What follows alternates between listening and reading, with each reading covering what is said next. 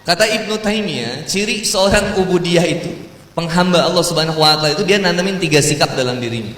1, dia tanamkan khauf.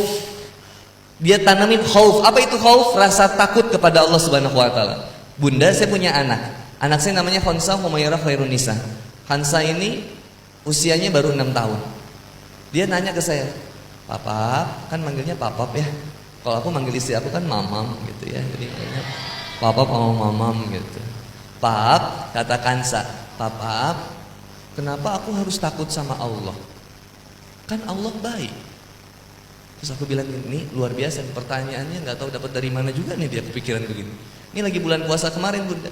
Dia nanya, "Kenapa saya harus takut sama Allah, Pap? Kan Allah baik." Logika dia benar.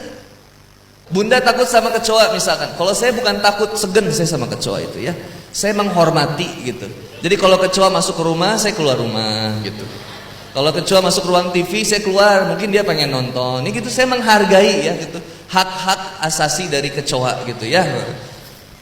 Kan kecoa tuh banyak-banyak ya, Bunda. Ada kecoa yang amatir. Kalau kecoa yang amatir itu, kita ngedeket dia ngejauh.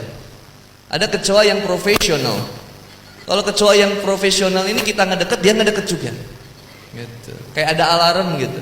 Nah, kecoa yang ketiga ini intermediate, levelnya paling tinggi. Pro banget. Jadi kecoanya nggak ada, tapi suaranya ada. Nah itu tuh. Bisa terbang gitu tuh. Suka jadi ini ya Parno juga jadi deh. Nggak ada lah insya Allah ya. Kalau takut sama sesuatu, ngejauh kita. Takut sama kunti. Kunti itu apa? Kuntilanak kan ya, kunti. Takut sama kunti, tapi ngejauh atau ngedeket? Deketin. Kasihan dakwahin, "Teteh, kalau ketemu kunti deketin. Teh, maaf teh, turun teh." Gitu. "Teteh udah pakai gamis, sayang tinggal dihijab."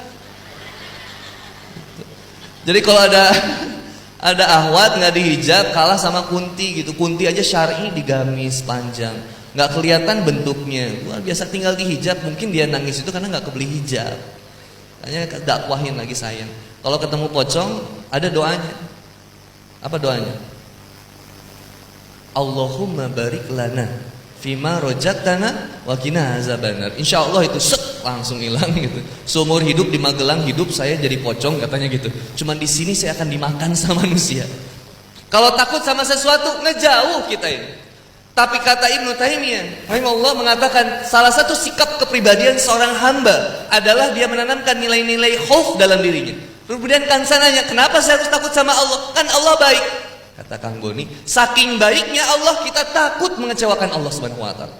Apa sih yang enggak dari Allah Subhanahu wa taala yang diberikan kepada kita? Waktu dikasih, rezeki dikasih. Enggak pernah sholat, rezekinya masih dikasih. Enggak pernah sholat, oksigennya masih dikasih. Terus bermaksiat, Allah masih kasih rezeki. Tapi kenapa kemudian kita yang senantiasa menjauh dari Allah Subhanahu wa taala? Allah enggak pernah ninggalin kita, cuman kita yang sering ninggalin Allah Subhanahu wa taala. Allah enggak pernah ngelupain kita, cuman kita yang sering ngelupain sama Allah Subhanahu wa taala. Allah nggak pernah bosan mendengar doa kita, cuman kita yang bosan berdoa kepada Allah Subhanahu wa taala. Allah seneng banget ketika dipinta sama kita. Tapi kita kayak nggak punya waktu buat begitu. Kenapa? Karena nggak ada rasa cinta sama Allah, nggak ada rasa takut sama Allah. Bayangin saking bermaksiatnya. Dulu Kang mau nanya, "Oh Ustadz, Pak Kiai, saya ini udah maksiat dari dulu Pak Kiai, apakah dosa saya masih bisa diampuni?" Datang seorang pezina, "Saya masih bermaksiat Pak Kiai, apakah saya masih diampuni?" Datang seorang pembunuh, "Pak Kiai, saya pernah ngebunuh manusia, apakah dosa saya diampuni?" Kata Pak Kiai, "Sebesar apapun dosamu, lebih besar ampunan dari Allah Subhanahu wa taala. Qul ya ibadiyalladzina asrafu ala anfusihim la taqnatu min rahmatillah." Hai orang-orang, hai hamba Allah Subhanahu wa taala, wahai para hambaku, seandainya kamu senantiasa melakukan sesuatu yang di luar batasmu, yang harusnya sholat nggak mau sholat, yang harusnya jangan pacaran malah berpacaran, yang harusnya jangan maksiat malah bermaksiat. Kata Allah Subhanahu wa taala, la taqnatu min rahmatillah. Janganlah berputus asa dari rahmat Allah Subhanahu wa taala. Innallaha yaghfiruz dzunuba jami'an. Sesungguhnya Allah senantiasa mengampuni dosamu semuanya.